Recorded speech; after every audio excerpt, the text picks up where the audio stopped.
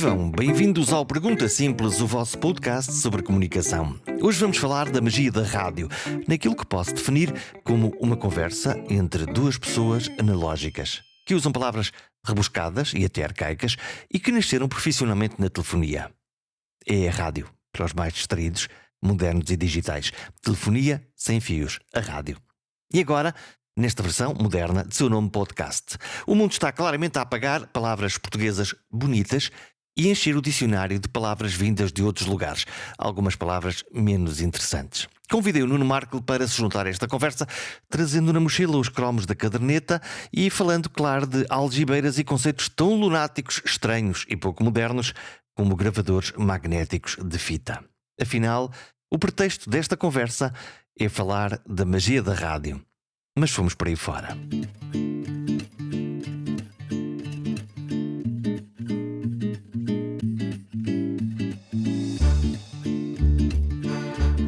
Aviso, esta conversa é anárquica, lunática, acelerada e autêntica. O Nuno Markle aceitou mostrar-se numa conversa profunda onde cruzamos o humor, a comunicação, a cultura pop e as vulnerabilidades que marcam o seu percurso pessoal e profissional. Reflexões sobre o mundo atual, sobre a importância da linguagem e sobre o papel da rádio e da necessidade de manter um olhar crítico sobre as redes sociais. Ao longo de quase uma hora de conversa, que passa muito depressa, aviso desde já, o Markle fala sobre o poder transformador da rádio, o meio onde se sente mais autêntico e livre. A rádio que diz continua a ser o espaço por excelência para contar histórias, para criar imagens e estabelecer relações íntimas com quem ouve. A capacidade de falar diretamente ao ouvido de alguém, essa coisa mágica, de criar uma ligação emocional sem filtros, mantém-se como uma das formas mais poderosas de comunicação. Mais do que um simples canal de informação ou entretenimento, a rádio é um lugar de verdade e de criação de sentido. É isso, se calhar, que explica a tal magia da rádio. Na conversa começamos por falar da forma como a linguagem tem vindo a mudar, num mundo cada vez mais dominado pela velocidade das mensagens curtas, pelos emojis, aqueles sorrisinhos do telemóvel e pelas abreviaturas. Lamentamos, como dois velhos do Restelo, a perda de palavras, de expressões antigas e, sobretudo, do sentido de ironia, que hoje está claramente em crise. A dificuldade em manter a ironia viva, um ambiente de comunicação acelerado e superficial, preocupa o Markle. Essa ironia, que é uma ferramenta central do seu trabalho, é cada vez mais difícil de usar porque a falta de contexto, de tom ou de atenção dos interlocutores abre espaço, afinal, para maus entendidos e leituras literais de mensagens que, afinal, deveriam ter várias camadas de sentido. Falamos também do seu olhar crítico sobre as redes sociais, embora reconheça potencial nas redes enquanto plataformas de mobilização social e de partilha, como já aconteceu em campanhas solidárias que promoveu, ele assume uma relação ambivalente com o universo das redes sociais. Há uma tensão sempre permanente, há um ambiente tóxico que muitas vezes se instala nas redes, marcado por ataques pessoais, de que já foi vítima, e agressividade gratuita. E depois há esta questão do algoritmo, que em vez de alargar os nossos horizontes, acabam por fechar-nos em bolhas de conteúdos previsíveis, limitando a descoberta de novas ideias ou perspectivas. Ao longo de toda esta conversa, falamos, claro, muito sobre o humor e o papel que o humor teve na vida do Nuno Markle. Desde a infância, marcada por episódios de bullying e isolamento na escola, o humor foi afinal a estratégia que encontrou para se proteger e para transformar a dor em algo com que pudesse ligar. E mais tarde, partilhar com os outros, connosco, o que é uma sorte para nós. Esta ligação profunda entre o humor autodepreciativo continua presente tanto na vida pessoal como na carreira e é também a base de um espetáculo que atualmente vai apresentando por todo o país a espaços. Como ser um saco de pancada deprimente e vencer na vida. Com este título, só pode ser um grande espetáculo. Humor é sim uma forma de dar sentido às experiências mais difíceis, mas também como um ponto para o público. O Nuno Markle assume que rir de si próprio cria um espaço para os outros poderem rever e, de alguma forma, aliviar as suas dores e fragilidades. É essa capacidade de rir do embaraço e da falha que torna o seu humor próximo, humano e, muitas vezes, comovente. O que vamos ouvir não é definitivamente uma entrevista. É uma conversa, uma reflexão sobre o mundo em que vivemos, um mundo que corre depressa demais para as palavras inteiras e que se esquece da importância da ironia. E agora, como se dizia em tempos idos, senhores ouvintes, play, rec, pause. cliquem no botão para libertar o pause. Vamos começar a gravar. Começamos pelo Play Rec. Play Rec pause, não é? Às vezes punha-se com a pausa para depois lançar facilmente. Porque as novas gerações não fazem a mesma ideia do que é isto do Play Rec. Não fazem, não.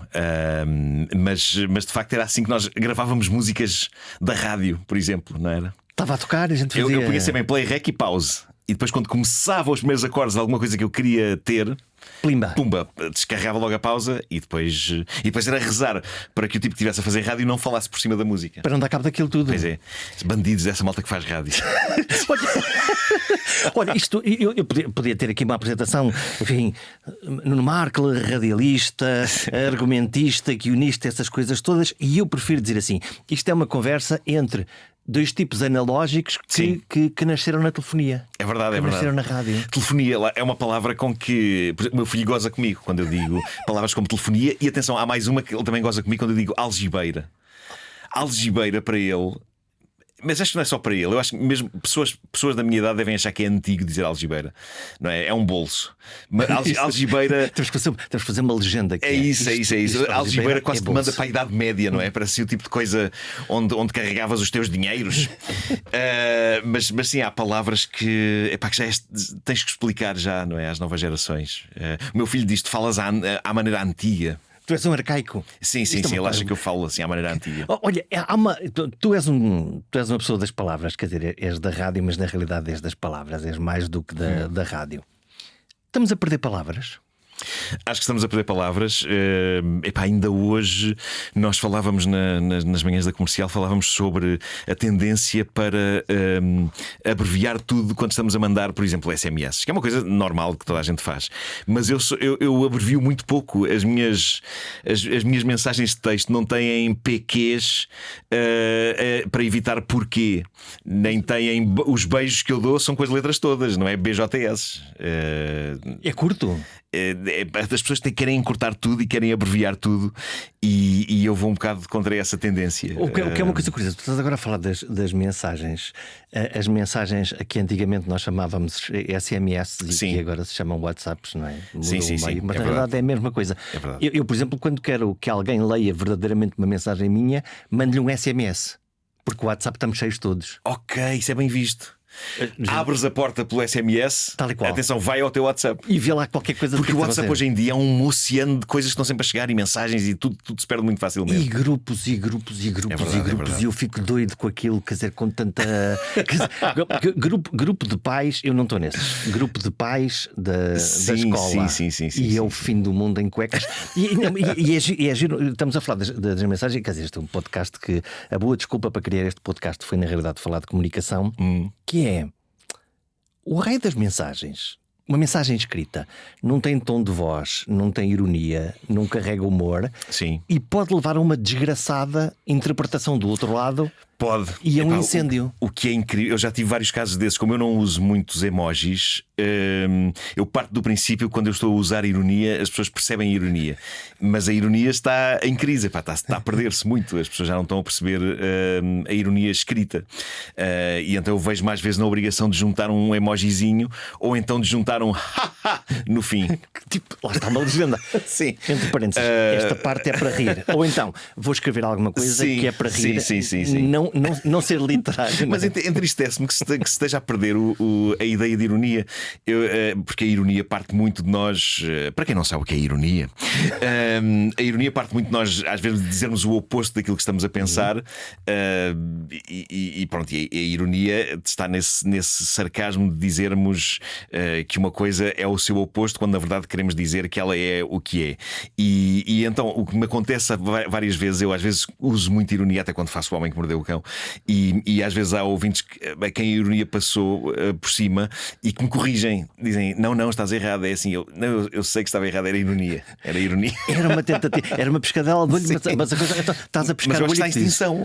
Tu tens aí um cisco no olho? Não, era só para falarmos aqui os dois, lá está, desta linguagem verbal e linguagem não verbal. Imagina, essa de Queiroz tem momentos muito irónicos na sua obra, e possivelmente se a escrevesse hoje tinha que meter emojis para as pessoas perceberem. Ou então a razão é. Não, depois tu tens uma relação muito de amor-ódio com as redes sociais. Sim, não, sim, é sim. com as redes sociais, é com as pessoas das redes sociais, é com o algoritmo. Qual é a tua embirração? Epá, eu acho que é genérica. Acho que aquilo tem um lado bom. Tem um lado bom no sentido até mais puro. Epá, sei lá, já houve causas em que me envolvi para arranjar casa para uma pessoa, ou para arranjar teto para cães abandonados. E de facto aquilo tem uma capacidade de mobilização das pessoas que obtém resultados, de facto. Chegamos lá. Por esse lado é incrível. Quando é usada para o bem, funciona maravilhosamente. Mas epá, também é muito usada para o mal. Também é um sítio onde as pessoas vão descarregar as suas frustrações e fúrias e despejar a sua bilis para cima de pessoas. E nesse aspecto é péssimo. E depois, o que me irrita nesta história dos algoritmos é que, de facto, as redes sociais servem-te aquilo que elas acham que tu vais querer ver e não te abrem sequer uma possibilidade para descobrires algo de novo. Fecham-te a porta. É tipo, ok, este tipo, o que as pessoas querem deste tipo é isto, isto e isto. Portanto, se este tipo de repente manda uma ao lado, tipo, epá, estou a ler um livro incrível, o algoritmo começa logo: livros? Mas que é isto? Então agora vamos a falar de livros? Não, não. E então reduz imediatamente logo a expansão de um post. Aconteceu-me isso recentemente. É ridículo. Tu consegues ver na estatística? Consigo, sim. Tu és uma. Quando eu comentei com um amigo esta manhã, disse: olha, vou falar com o Markle. E ele disse: pá, isso. Ele é um mainstream. Portanto, tu. Lá está. Mas legenda.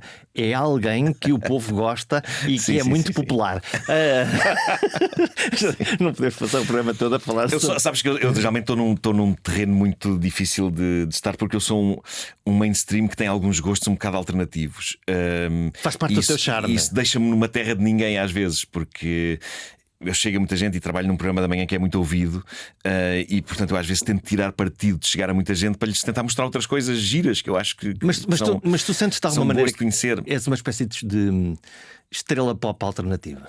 Eu acho que às vezes sinto-me numa terra de ninguém. Isto soa muito dramático, mas eu lembro-me uma vez de estar a ter uma conversa no programa da Inês Menezes e de estarmos a chegar à seguinte conclusão, que é: eu sou demasiado mainstream para apelar a pessoas alternativas, mas demasiado alternativa às vezes para chegar a toda a gente mainstream. Estás na fronteira. Isso deixa-me. Epá, eu acho que isso tem a ver de facto com o facto de eu ser um bocado nerd e gostar de coisas muito específicas. Falta a legenda. O que é um nerd? Um nerd, epá, é uma pessoa que sei lá, que adora, que é fã de picuinices da cultura pop e de. Por exemplo? Epá, quando tu conheces os nomes de vários planetas do Star Wars e não apenas a narrativa básica. Legenda que não existem. Não existem. São fantasia. Não existem, sim.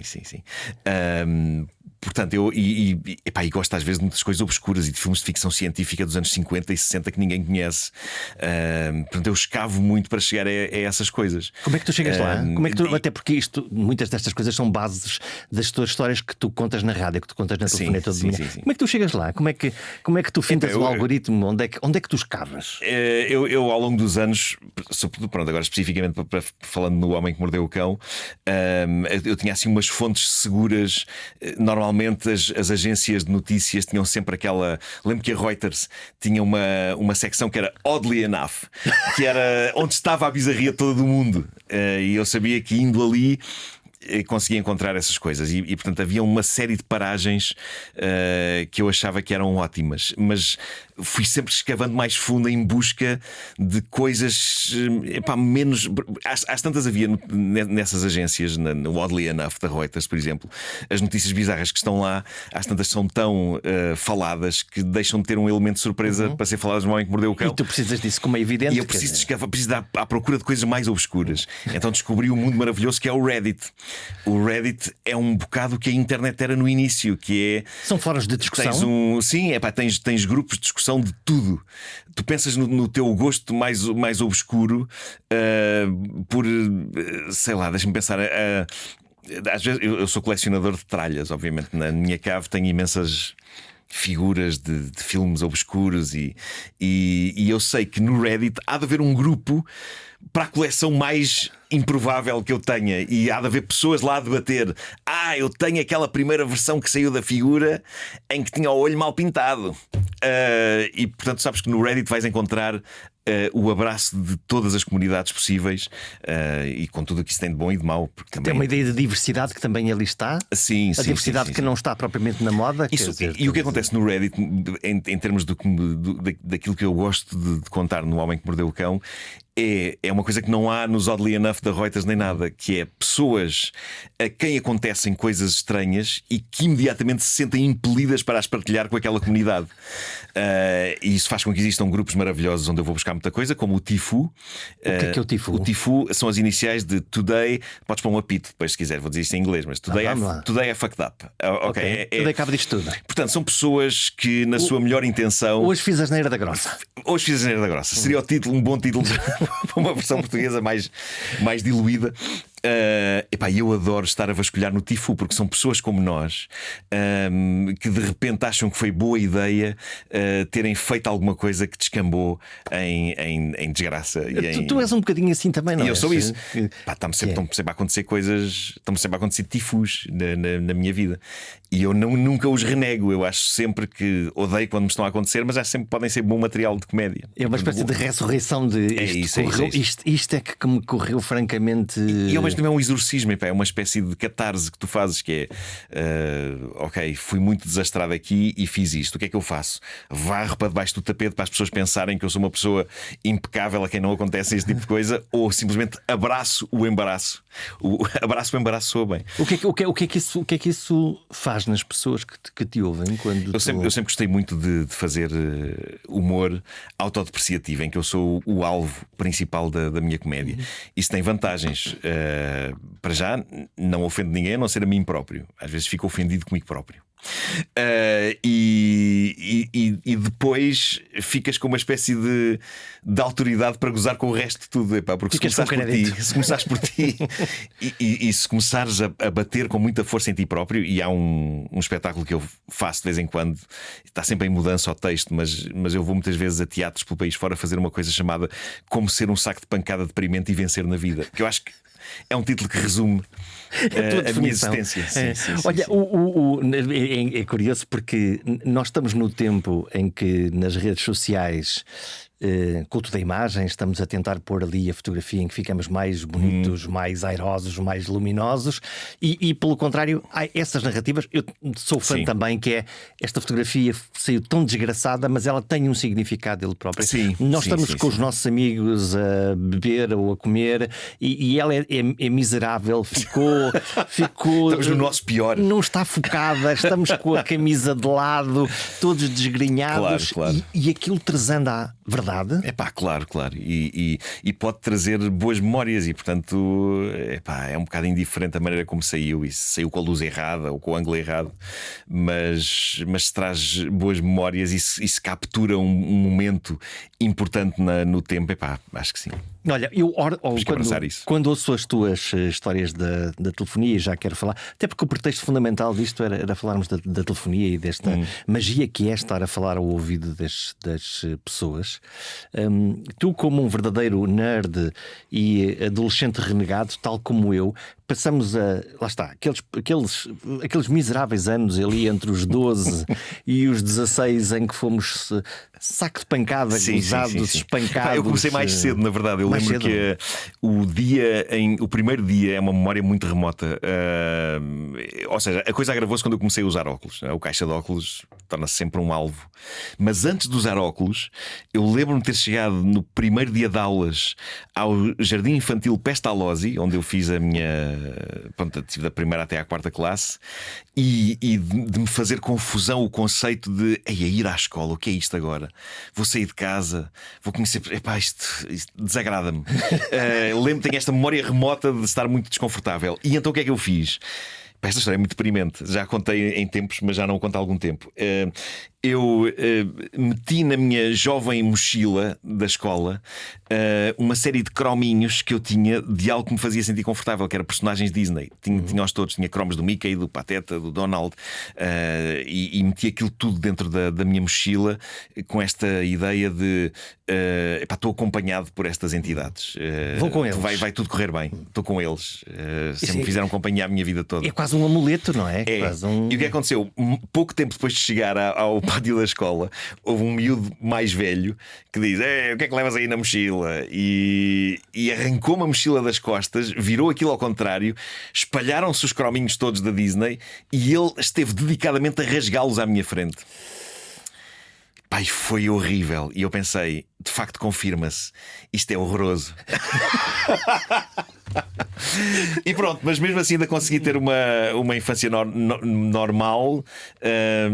Claro que tive aquele episódio que eu já contei várias vezes e que está até no Saco de Pancada, em que a minha mãe esqueceu-se de meter uns calções de ginástica do meu equipamento na escola, e eu achei que, como os calções eram brancos e como eu tinha cuecas brancas, se eu fosse em cuecas ninguém ia notar, e notaram. E portanto eu aí comecei a assinar. Também que exigentes. É verdade. As pessoas que exigentes que... Eu aí assinei a minha sentença. E então depois, quando comecei a usar óculos, pá, aí aos 11 anos, quando comecei a ficar com miopia, epá, aí senti que estava a tornar-me uma tragédia ambulante. E pronto, lá está, tinha depois que comprar os meus colegas fazendo as caricaturas deles. E o humor é sempre uma maneira de... Uma tática de sobrevivência. É um bocado, sim. Eu acho que sim. Mas lá está, hoje em dia discute-se e bem as questões do bullying, do feio, porco e mal que atazana a cabeça dos teus amiguinhos. Na realidade, nós lidamos com isso com bastante galhardia, quero dizer. Não quer dizer que era bom, mas quer dizer, lá está. Não. O caixa de óculos, o gordo, sim, passámos por isso tudo. O narigudo, sim, o tipo que tem os dentes sim. grandes. Quando nós olhamos para as fotografias da nossa adolescência, não são propriamente não grandes favorecem obras de arte. Não favorecem nada, caramba. As fotos da primeira, que estamos todos no ensino secundário, que é aqueles murais que tem, sim. Que não é propriamente o Facebook, quer dizer, que é tipo, estes tipos vão ser todos presos daqui a 10 anos porque não tem qualquer hipótese de sobrevivência. É isso. Olha, fala-me da telefonia. O que tem de mágico a rádio? Epá, sempre foi uma coisa que eu adorei. E continua a estar no meu top, apesar de eu gostar de fazer televisão, mas a rádio é daquelas coisas que eu não consigo passar sem, quer como ouvinte, quer como pessoa que faz rádio e que tira partido dessa coisa maravilhosa, que é, sobretudo, contar histórias em rádio. É o que eu gosto. O que é uma boa história? É uma história que ponha imagens na cabeça da pessoa que está a ouvir, e que dessa forma se torna a forma mais barata de ficção. Ou seja, tu contas uma história em televisão, é isto: os cenários e as luzes e a maquilhagem, as roupas e os efeitos e tudo isto. Portanto, tu crias um imaginário na cabeça das pessoas. E o que eu gosto da rádio é isso, que era uma coisa que eu já gostava quando ouvia histórias serem contadas em rádio, nomeadamente em programas da rádio comercial, como o Pão com Manteiga ou as Noites Longas do FM Estéreo, do António Santos, que sempre foram coisas que me meteram imagens na cabeça enquanto eu as estava a ouvir, e portanto foram grandes influências na minha vida. Eu pensei, eu gosto muito desta ideia de não ser visto, que é uma coisa que ainda se perdeu, porque há câmaras em todo lado. Estão aqui, desgraceira. Sabes que eu já pensei sobre isso. Eu não sei se o facto de existirem câmaras aqui, que o Pergunta sempre está disponível em áudio e também em vídeo, embora eu não fale muito sobre isso. Fico sempre com aquela sensação, no autocaso obviamente, mas fico sempre com aquela sensação até que ponto é que a câmara condiciona a nossa maneira de falar e a nossa maneira de estar e o nosso trajeito. Não sei, eu neste caso, como isto é uma casa tão tradicionalmente de rádio, eu não me estou a lembrar sequer que está aqui uma câmara.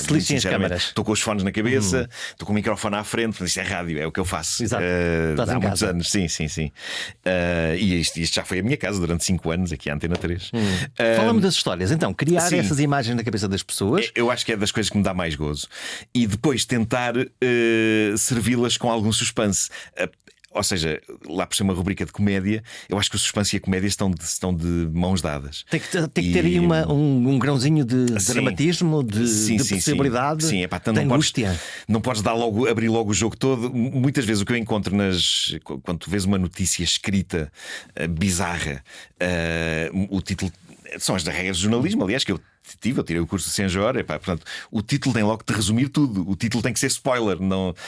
tradicionalmente um título jornalístico. Hoje em dia já não, porque há os clickbaits e não sei o quê, não é? Hoje em dia os títulos já são tipo: nem vai imaginar o que é que esta pessoa disse a esta. E tu, raio, uma parte, não foi isto que eu aprendi em jornalismo. Diz-me o que é que ele escreveu. Mas e pronto, depois eu vou ler. quando eu vou lá está o tal Oddly Enough da Reuters, eles ainda fazem aquilo à antiga. Sim, e, portanto, o título diz-te logo tudo ao que vais. O que a mim dá-me jeito para eu perceber se a história tem interesse para ser contada no Homem que E Mordeu o depois Cão. como é que tu invertes isto? A maneira o que eu faço é não servir, obviamente, logo a informação toda e portanto, dissecar a história pela ordem, porque as coisas vão acontecendo. E eventualmente, se há algum twist, epá, deixá-lo mesmo para o final. E eu adoro essa construção, adoro esse. Pegar numa coisa que está servida de uma maneira muito clara e em que o lead da história resume logo a ideia toda e pensar: ok, não vou obviamente servir isto já de chofre às pessoas, mas vou tentar que a progressão seja interessante o suficiente para elas ficarem agarradas. Então estou sempre, é uma coisa que me dá muito gozo, é criar suspense a cada passo e ver logo nos meus colegas o efeito que isso está a ter, e que eu espero que seja o mesmo que está a ter nas pessoas que estão a ouvir nos carros. Porque estás ali com o canto do olho. E às vezes os meus colegas estão tipo: conta-te do que é que aconteceu. O Vasco às vezes passa-se comigo. Mas eu gosto de fazer render o peixe e o suspense. Acho que é muito divertido e é uma maneira de agarrar as pessoas. Mas vais partindo da história, tu pegas na história e dizes assim: agora vou contar-te um bocadinho deste personagem. Sim. Vou muito progressivamente servindo a coisa, em vez de, como ditam as normas do jornalismo, servir logo tudo e depois então desenvolver. Porque se eu sirvo logo tudo no início e se faço a coisa como se fosse um noticiário tradicional, vai deixar de ter o interesse que tem para as pessoas. Acho que num noticiário faz sentido que assim seja. E o que foi muito giro no início do Homem que Mordeu o Cão é que eu estava, antes do Homem que Mordeu o Cão, já faziam algumas coisas de humor na rádio, mas estava num meio termo entre ser humorista e ser jornalista, que eu trabalhei como jornalista durante muito tempo. Tu sentes-te jornalista? Não, agora já não. Mas quando comecei a fazer o Homem que Mordeu o Cão em 97, eu ainda trabalhava na redação da Rádio Comercial. E então, se der o caso, já é raro dar para encontrar isso, mas edições antigas dessa altura, eu parece que ainda estou a fazer um noticiário, só que é um noticiário de histórias absurdas, mas eu estou a seguir ainda aos preceitos daquilo que aprendi enquanto jornalista. E a maneira como se fala e essas coisas. Olha, como é que é trabalhar com a tua tribo? O Palmeirinho. É ótimo, porque são pessoas que já quase que me leem a mente. Pedro Ribeiro, então, já trabalhamos juntos desde 91, quando nós nos conhecemos, imberbes, no Correio da Manhã Rádio. No Correio da Manhã Rádio original, não neste que há agora. São de coisas diferentes. Que era uma rádio bonita. Era sim, uma rádio bonita. Sim, é verdade. Era uma rádio com incrível música, com programas de autor maravilhosos e pronto, e foi lá que eu conheci o Pedro Ribeiro e o Pedro Ribeiro estava lá para ser jornalista, acima de tudo, e na verdade eu é que o desencaminhei porque percebi o sentido do humor logo que ele tinha, e assim começámos a fazer pequenas experiências de humor com a autorização do Rui Pego no Correio da Manhã Rádio. Eu achei que eu tinha de puxar, e ele muito generosamente começou a entrar neste mundo de loucura. E pronto, e é por isso que todos estes anos nós continuamos a trabalhar juntos e percebemos os ritmos um do outro de uma maneira em que já nem precisamos olhar um para o outro. A rádio é ritmo? Eu acho que é ritmo, é química também entre as pessoas. O que aconteceu entre mim e o Vasco é incrível, porque eu diria que só aconteceu para aí com mais duas pessoas, com o Pedro Ribeiro, lá está, e com o Fernando Alvim também, que é quando tu sentes que tens química instantânea com uma pessoa no ar que acabaste de conhecer. Eu lembro que eu conheci o Vasco em 2010. Era um miúdo, basicamente, tinha chegado à telefonia. Quando fui fazer caderneta de cromos para a Rádio Comercial, quando saí daqui da Antena 3 e voltei para a Comercial, e foi incrível. Foi tipo, isto é um bocado como aconteceu com o Alvin também, que é: nós acabámos de nos conhecer, mas eis-nos de microfones abertos e parece que nos conhecemos desde sempre, desde a infância. Porque há o quê? Há um acertar de frequência de onda? Consegues explicar este. É uma coisa quase inexplicável e difícil de transformar em teoria, não é? A química é uma coisa que não se aprende, ou se tem ou não se tem. E é maravilhoso quando tu sentes que de facto está a acontecer. Tipo, espera aí, isto vai ser incrível. Eu acabei de chegar agora, não é? A pessoa fica assim meio retraída, são pessoas novas, apesar de eu ter lá o Pedro Ribeiro, de quem eu já era amigo e com quem eu trabalhava já há muitos anos, mas de repente tens que lidar com pessoas que acabaste de conhecer e é sempre aquele receio de isto nos atropelamos, isto não percebemos bem os ritmos um do outro. E o que aconteceu com o Vasco, tal como aconteceu com o Pedro e com o Alvin, cada um na sua altura, foi instantaneamente, parecia que fazíamos aquilo a vida toda. Olha, o que é que este exemplo destas 3 pessoas é curioso e gostava de ouvir a tua opinião. O que é que tem de tão extraordinário pessoas com este biotipo? Porque eu olho para os 3 e o que vejo são comunicadores, criativos, radicalmente diferentes. Sim. Com um ego que não é gigante. Há aqui há ali uma massa. Isto constrói-se ou está lá dentro já? Isso é uma boa questão. Epá, nunca processei a coisa dessa maneira, mas não. Quando tu fechas o microfone, no fundo, não é? Quer dizer, sim. Ok, acabou a emissão, são 10 da manhã ou 11 da manhã, está feito. Mas eu acho é que é tão esbatida a maneira como nós nos portamos no ar e como nos portamos de microfone fechado, que muitas vezes eu não me lembro se certas conversas que eu tive com estas pessoas foram no ar ou se o microfone estava fechado naquela altura. E eu acho que isso é o melhor sinal para já de que estamos a ser honestos com os ouvintes, não é? Estamos a ser nós e mas nós há uma fronteira entre abrir o microfone e dizer qualquer coisa ou não. Muito sinceramente, eu acho que hoje em dia, e num programa como as manhãs da Comercial, a coisa está tão esbatida que às vezes estamos de microfone fechado a dizer qualquer coisa uns aos outros e é tipo, espera aí, que isso vale a pena, vamos abrir. Zucca. E vamos lá.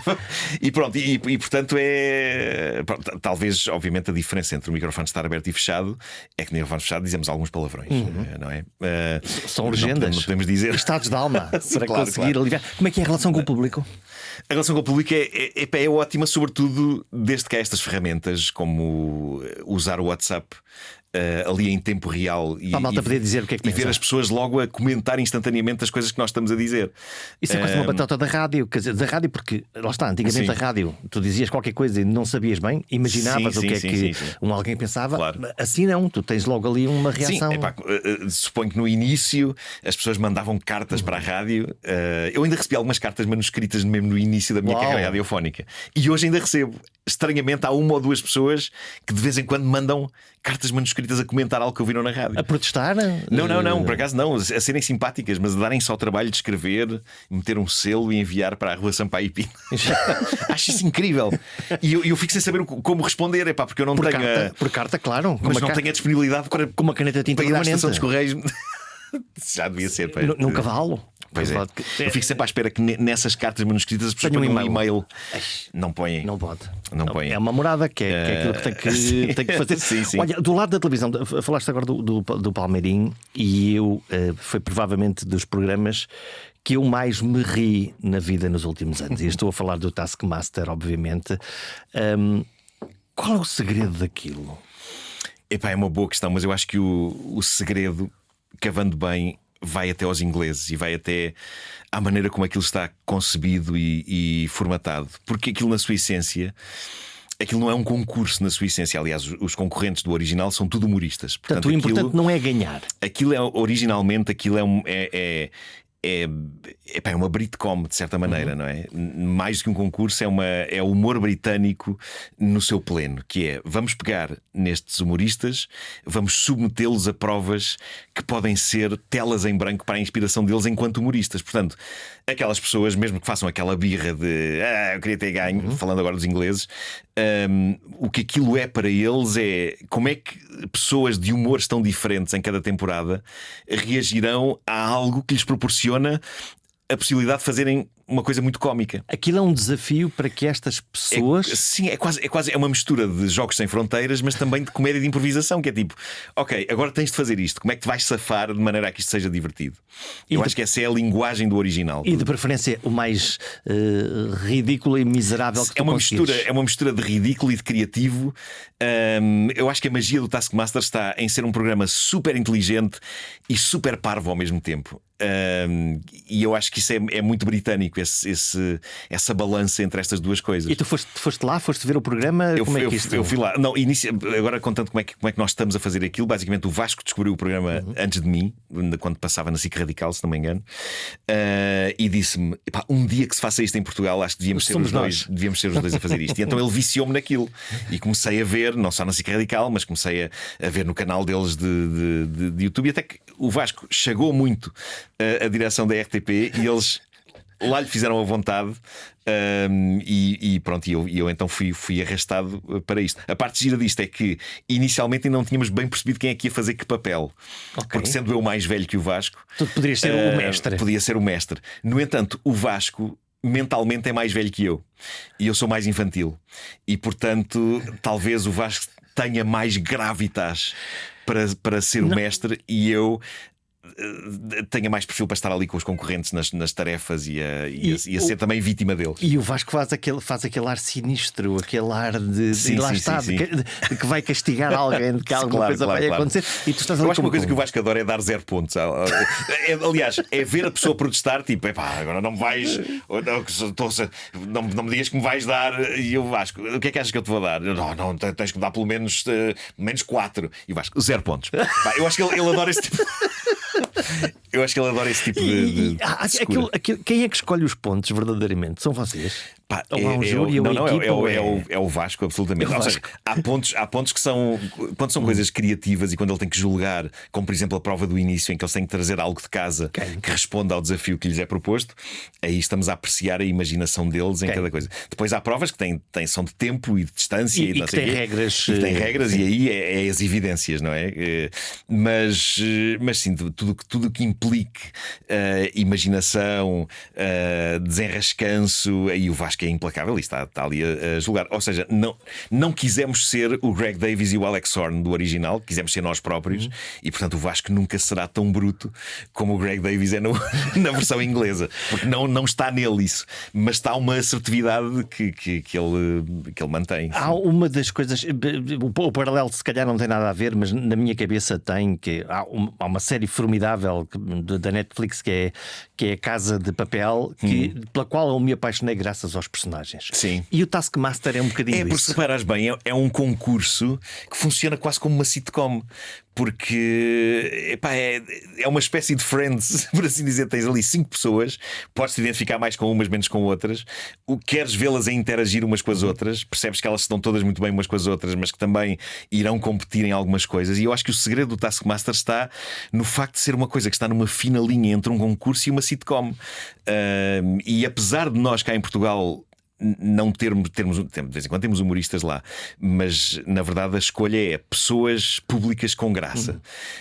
O Cândido Costa não é um humorista, mas é um humorista. Para mim essa é a descoberta da década. E o que é fascinante no Cândido é eu olho às vezes para ele como um fenómeno, e já lhe disse isto várias vezes, que é como é que este tipo que não estudou comédia, que não fez comédia na vida, como é que este tipo, antes de uma tarefa, vem das tarefas criativas. Ou seja, eu tenho que ser, às vezes tenho que ser surpreendido com coisas que eles fazem. E ele vem ter comigo e dá-me direções de cena que eu acho que só uma pessoa com uma grande noção da construção da comédia. E ele arquiteta aquilo. E ele diz-me: olha, vou fazer uma coisa que eu acho que vai ser desconfortável, vou fazer algumas pausas. Ele tem uma noção de timings incrível, que há pessoas que trabalham em humor que se calhar não têm com a precisão que ele tem. E fascina-me que ele seja assim. É um contador de histórias também, não é? É um contador de histórias, ele claro. agarra ali qualquer história e transforma aquilo numa. É aquilo que os anglo-saxónicos chamam, é um natural. É alguém que tem a comédia dentro dele tão afinada, sem ter estudado para isso. Que é fascinante vê-lo a ter. Eu rio muito com ele, rio muito com as coisas que ele faz no programa, rio muito com mensagens que ele manda. É uma pessoa muito feliz e muito cómica e muito amiga. É um mesmo bom tipo. Há ali lá está, o Cândido é um bom exemplo do acting, a cena do beijo, do quase beijo do sim. Que lá está, há um dramatismo ali. Claro, e uma relação com a câmara, uma noção de como aquilo vai ficar, que é extraordinário mesmo. Como é que ele tem aquilo, não é? É um fenómeno. Foram coisas que eu tive de ver muita coisa e não estudei comédia, obviamente, mas vi muita coisa na minha vida e portanto. Não estudaste comédia? Muito do que eu faço, estudar no sentido de ter aulas de como se escreve. Como se humor. Então, não, a comédia muitas vezes nasce de nós vermos comédia, não é? De estarmos a acompanhar e daquilo nos fazer sentido, e portanto somos influenciados muito por aquilo que vemos. Quero ir à comédia já. Fala-me do Toy. Lá está, olha, outro caso de uma pessoa que tem comédia dentro dele, e que é uma força da natureza, ele diz-me isto muitas vezes. Ele diz: eu tenho zero medo do ridículo. Pá, zero. Contem comigo para tudo. É esse o segredo. E eu acho que não ter medo do ridículo é um dos segredos. E tanto o Cândido como o Toy são dois casos de pessoas. Pá, vamos em frente. Vamos em frente. Por uma boa piada, vamos em frente. E por isso é que uma das provas mais engraçadas do Taskmaster foi aquela em que eles dois tiveram a fazer uma gincana em que o Cândido tinha que transportar o Toy num caixote de lixo dentro do qual o Toy estava. Eles só podiam falar em francês um com o outro, sendo que o Toy ainda tem luzes de francês, mas o Cândido não tem. Zero. Portanto, tudo o que o Cândido fazia enquanto carregava o Toy e suava era dizer récupéré. Pá, eu ri-me tanto a ver isso. Aquilo diverte-me muito fazer. Epá, e sobretudo com pessoas destas, epá, eu chorava a rir. Olha, já São falamos, pessoas naturais na comédia. já falamos de dois homens. E obviamente a Inês Aires Pereira, que também Claro, enche um sim, ecrã e é claramente competitiva, e isso cria uma tensão dramática. A Inês tem comédia e competição dentro dela. E isso é um combo absolutamente incendiário e explosivo. Sim, Pode dar asneira. Claro. Olha, falavas da questão da comédia, da maneira como se escreve comédia, sendo que tu escreveste grandes falas para o Herman, por exemplo. Sim, epá, foi a dada altura. Portanto, dizer que tu não sabes ou que não aprendeste a escrever comédia, se calhar é um manifesto de exagero ou uma humildade Sim, epá, excessiva. aquilo tem muita. Não, mas não estudei no sentido tradicional. Ou seja, Onde é que foi muito aprendeste? a ver Aprendeste coisas. com quem? Muitas vezes a ver programas do Herman também. Epá, logo a começar pelo tal canal, que eu acho que foi uma epifania na vida de toda a gente. Irrepetível? Fã de comédia. Epá, não sei se é irrepetível, mas as portas que se abriram com aquilo. Eu acho que a coisa mais incrível do tal canal, para além de toda a qualidade que aquilo tinha de uma ponta à outra, mas é aquela sensação de: espera aí, isto pode-se fazer. Epá, há sketches, às vezes há sketches maravilhosos e super Aquilo complexos, passaria mas hoje na televisão. Aquilo seria possível hoje de replicar com aquela carga de politicamente incorreto? epá, eu acho que. Eu estou a pensar nisso e estou a pensar também no Último a Sair, que também tem essa matriz que é tipo: vamos lá dizer as coisas mais bárbaras que nos ocorrer. Epá, mas lá está, se as coisas bárbaras forem sustentadas, eu acho que faz todo sentido. É um bocado como o South Park. Epá, tu ouves aquelas personagens dizer as coisas mais horríveis porque aquelas personagens são efetivamente horríveis. E no Último a Sair, o que o Bruno fez ali, e o Pombares e o Quadros, foi criar assim uma espécie de hiperrealidade em que aquelas pessoas estão a fazer delas próprias, mas ao mesmo tempo não estão a fazer delas próprias, estão a fazer o lado negro da humanidade. E portanto isso dá-te uma carta branca para dizeres essas coisas todas, porque tu não estás a gozar com os alvos da brutalidade que é dita. É um espelho. Estás a gozar com o lado negro que toda a gente tem. E eu acho que a comédia é isso, acho que é uma citação do Mel Brooks, ou que é que diz que a comédia é aquele bobo da corte que vira o espelho para o rei e lhe mostra tipo o quão horrível o quão horrível ele é, o quão horríveis somos todos, no fundo, cá dentro. Temos todos um dark side, evidentemente. Olha, quando tu escreves um texto e depois o vês a ser executado por um grande ator e dizes: epá, isto, afinal, o que eu escrevi até é melhor. Sim, epá, não, muitas vezes acontecia. Ou o contrário, mas foi grande texto que eu fiz e se calhar aquilo não funcionou tão bem. Acontece sempre as duas. Ou tens grandes alegrias ou grandes desilusões, epá, isso acontecerá sempre. Mas não é preciso ser um texto feito por outra pessoa. Muitas vezes escrevo uma edição do Homem que Mordeu o Cão e penso: ei, isto vai ser. Esta vai ser daquelas para ninguém esquecer. E à medida que me está a sair da boca, eu estou a pensar: não é assim tão bom, isto não é assim tão bom, isto parecia melhor no papel. Isso é ser hipercrítico de ti? Não, és muito crítico? Epá, não, às tantas isto é uma coisa. Começas a desenvolver começas a perceber o que é um bom texto, o que é um mau texto, e às vezes há coisas que. É um sistema de controle, de qualidade? Eu acho que sim, e há milagres que acontecem que é tu achares: epá, isto hoje está muito fraco, isto hoje vai ser uma barraca. Mas o facto de tu teres consciência que o texto está fraco, se calhar na entrega dele, obriga-te a investires mais. Vou fazer brilhar isto. E de repente as pessoas acham: epá, aquilo estava muito bom. E eu penso: epá, não estava nada, mas algo aconteceu. na maneira como saiu ou como te riste. vendeu melhor. Eu estou a texto. pensar no Ricardo Araújo Pereira. Há um Ricardo Araújo Pereira que eu gosto muito e outro que não gosto nada. O Ricardo Araújo Pereira intelectual chateia-me. O Ricardo Mas é tudo a mesma. Não, é tudo, faz São parte, todas as sim. dimensões do Ricardo. Aquela dimensão naif da quase pueril de distorcer a realidade. Mas sabes que eu acho que a mística do Ricardo está em ser tudo isso. E desde que eu o conheci, desde que começámos até a trabalhar juntos e a escrever para o Herman, o Ricardo sempre foi esta pessoa que trabalhava no JL e fazia entrevistas incríveis a grandes escritores, com um conhecimento profundo daquilo que eles escreviam. E depois era o tipo que gostava deste desconcerto absoluto de criar as personagens mais absurdas. E eu acho que se calhar uma coisa não passaria sem a outra. Às tantas, é por ele ser um intelectual que consegue depois ter a inteligência para criar estas coisas tão boas no mundo do absurdo. Ou seja, no fundo somos um pacote inteiro em que as coisas não passam umas sem as outras. É um combo. Eu acho que é um combo, sim. Olha, há uma pergunta. A pergunta mais absurda. Eu normalmente eu sou um freak do controle. Portanto, eu acho sempre que os convidados um dia me respondem monocordicamente. Isso é um terror. Ou que não querem falar dos temas.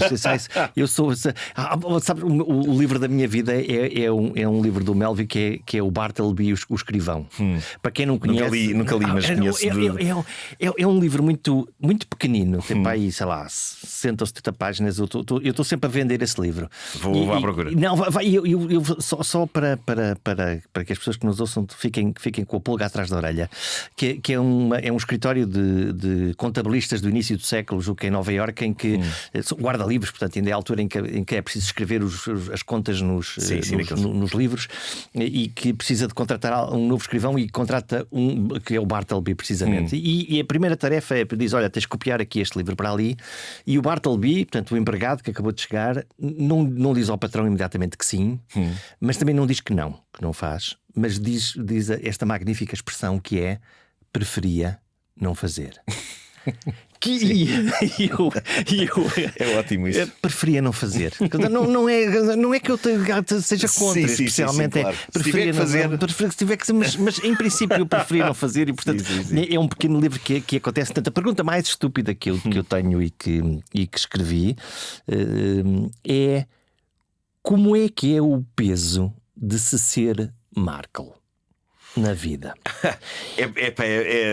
É bastante grande e já me deu água pela barba.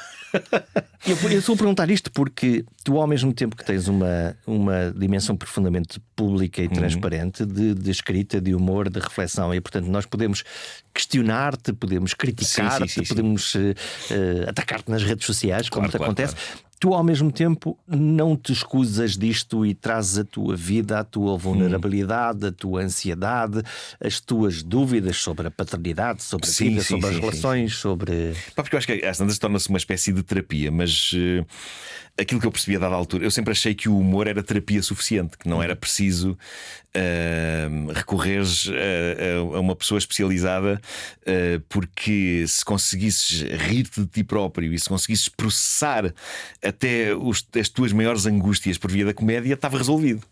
E uma coisa que eu descobri há uns anos é que não, isso só te permite ir até um certo ponto.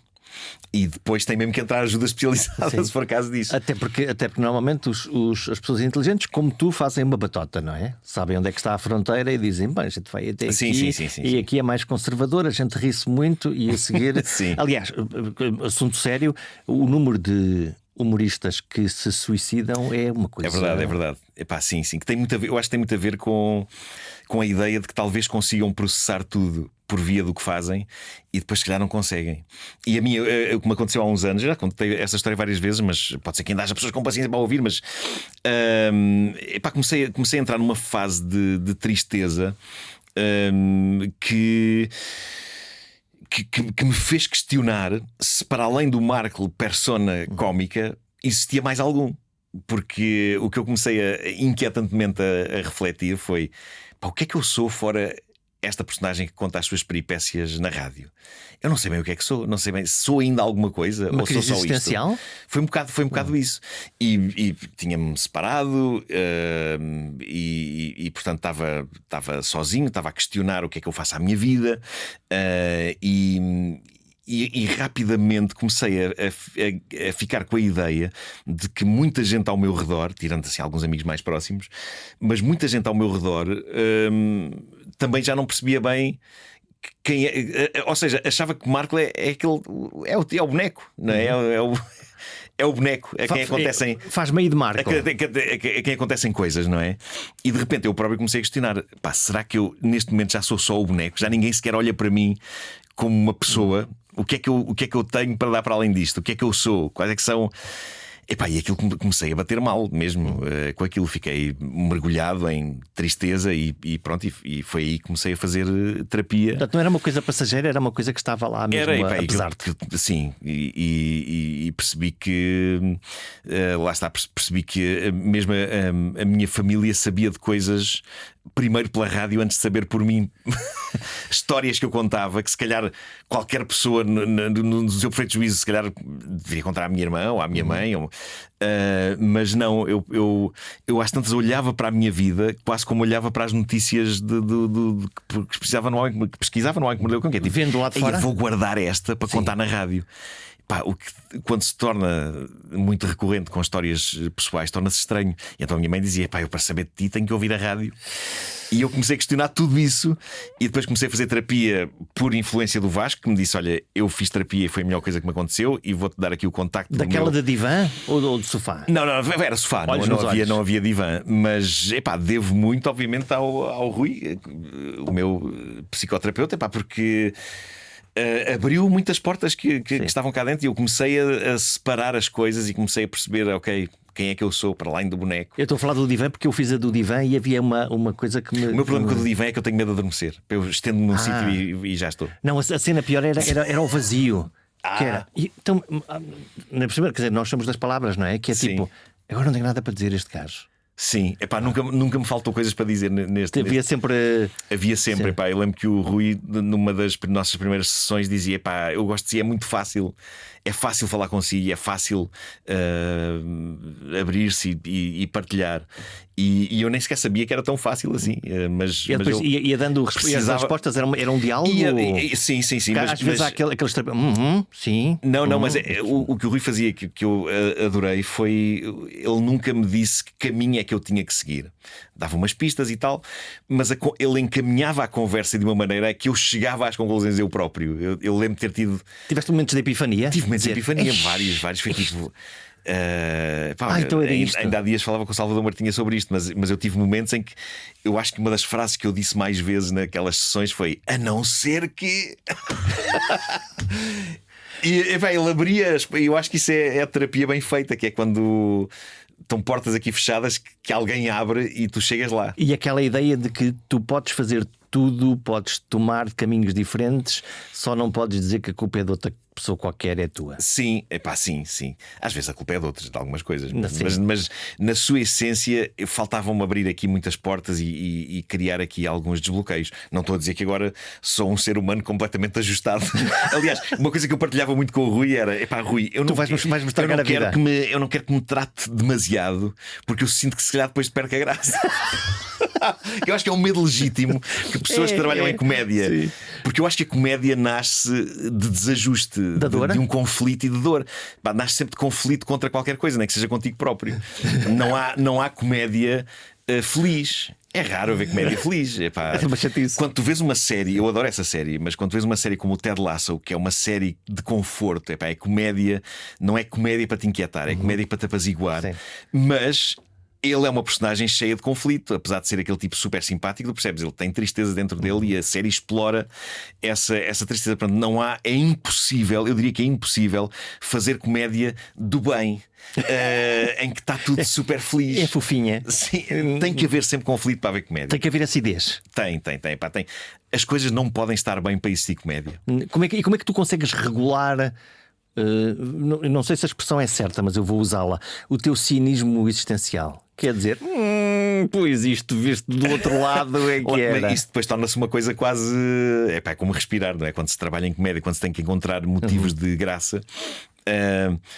Basicamente estás sempre a olhar para as coisas, a pensar qual poderá ser o ângulo cómico disto? Qual o ângulo cómico desta caneca? Qual o.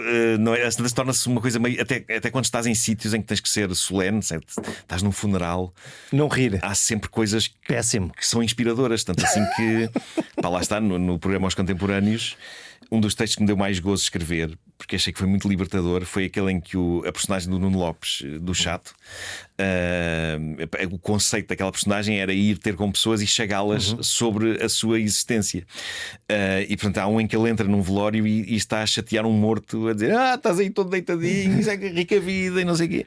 E depois chaga às pessoas que estão lá a fazer o luto. E na sua essência aquilo é muito dark, mas ao mesmo tempo eu acho que a morte é uma coisa ótima com que se gozar, porque já que é inevitável e já que a tememos, mais vale fazermos comédia com ela, porque não pode acontecer pior.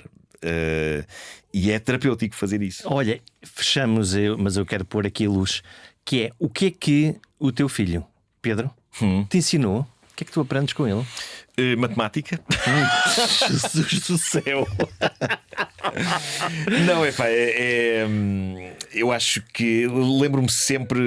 Os nossos filhos são mais espertos que nós, certo? Eu acho que há uma evolução, não é? Há coisas que eu adorava que ele gostasse mais, mas se calhar estou a precipitar-me, se calhar ele ainda vai gostar. Mas eu às vezes dou-lhe grandes injeções de devias ver este filme, devias ver aquele filme, e ele não está para isso. Mas é melhor do que eu numa série de coisas. E depois traz-nos coisas, não é? Traz coisas, sim, já não sou só eu a aconselhar-lhe filmes e séries, já é ele que me aconselha a mim, e depois damos por nós a ver aquilo os dois e a adorar. Está a acontecer isso agora com aquela série japonesa da Netflix, o Alice in Borderland, que foi ele que me disse: tens que ver isto que vais adorar, e vemos os dois e é maravilhoso. Mas acima de tudo, eu tinha obviamente grandes receios quando o Pedro ainda estava para nascer, mas já sabíamos que ele ia nascer. Receio de quê? Será que eu sinto-me ainda demasiado filho para ser pai de alguém? Isso muda, não é? Deixas de ser a pessoa mais importante do mundo e passas a ser E lembro-me da clareza do conselho de Álvaro Costa, nosso colega Álvaro Costa, a quem ele disse: então está tudo bem. Eu disse: estou apreensivo, vou ser pai, o que é que. E o Álvaro dizia: vais ver, é como eu. Aquilo simplesmente dá-se, acontece. Vais começar a perceber, quando dás por isso, é uma coisa que tens que fazer, não é? Vais fazê-la. Eu adorei esse conselho e é ótimo, é ótimo, sim. Mesmo apesar de todas as cólicas que ele teve enquanto bebê e que fizeram com que eu e a Ana também não dormíssemos durante 3 anos. Lá está, naquela altura havia muita gente que dizia: esta parte mais tramada de ser bebê, das noites mal dormidas e do choro, no futuro vocês vão se esquecer dela.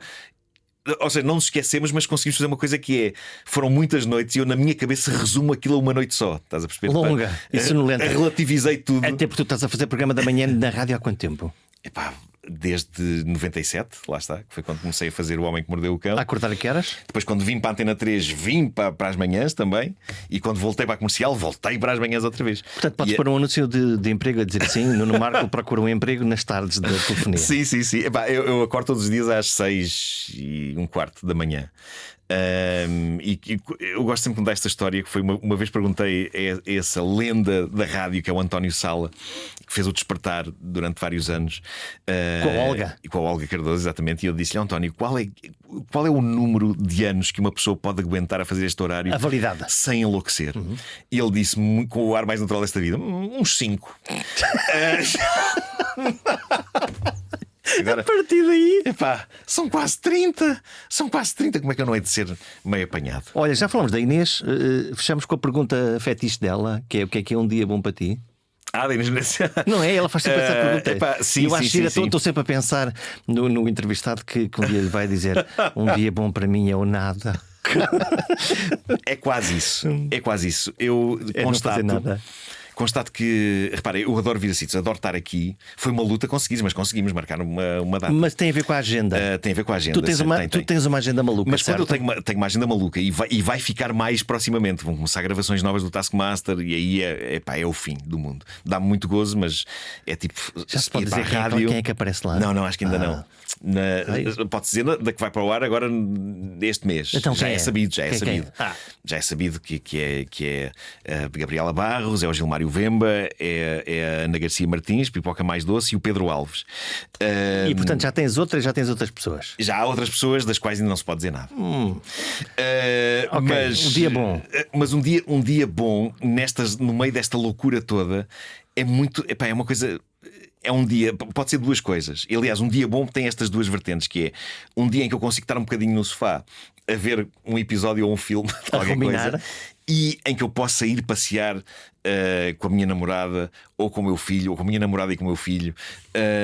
Tenho que ter essas vertentes, mas já houve uma altura em que eu estava meio workaholic e eu agora acho que sei parar melhor. Não sou perfeito ainda no parar, mas sei parar melhor. Nuno Marco, senhores ouvintes, obrigado por terem vindo. Foi um gosto, isto passou a correr. Não, sim, olha, queres ver? Olha, 54 minutos de conversa. Bolas, parece que tivemos aqui 10. É isto. A sorte é que, como isto é podcast, se as pessoas dizem, agora ao fim de 10 minutos já não quero ouvir mais. É isso. Vou ouvir amanhã que isto já estava bom. É isso. Foi um gosto. As grandes conversas voam no tempo. E se há coisa que o Nuno Marco faz bem, é fazer-nos voar no tempo com grandes histórias. E uma grande história na rádio depende do conteúdo, mas também e muito do tempo, do ritmo, da intensidade, dos inuendos, tal como a escrita do humor. É aquela magia, aquela corrente elétrica que liga as pessoas que fazem e ouvem a rádio. A magia chama-se empatia. Até para a semana.